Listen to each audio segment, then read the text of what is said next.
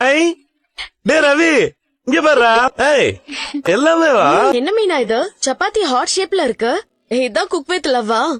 என்ன நீ முத்துக்கு மட்டும் ஸ்பெஷலா ஹார்ட் ஷேப்ல கொடுத்திருக்கீங்க? ஆனா இந்த ஐடியா கூட நல்லதா இருக்கு மீனா. என் ரெஸ்டாரண்ட்ல கூட நான் இதை இன்ட்ரோடியூஸ் பண்றேன். ரெஸ்டாரண்ட்லயும் நான் இதே மாதிரி ட்ரை பண்றேன். நீ ஏய், என் ஐடியாவை காப்பி அடிக்காத. ஓ, இது அண்ணியோட ஐடியா. மீனா, நீங்க காப்பி ரைட்ஸ் முதல்ல எனக்கு தான் கொடுக்கணும். இதுல என்னங்க ரைட்ஸ் எல்லாம்? வட்டமா போடுறத நான் இப்படி போட்டிருக்கேன். இதை யார் வேணா பண்ணலாம். என்ன இது முழுசா சப்பாத்தியை போடாம இப்படி கோணலா போட்டு வச்சிருக்க?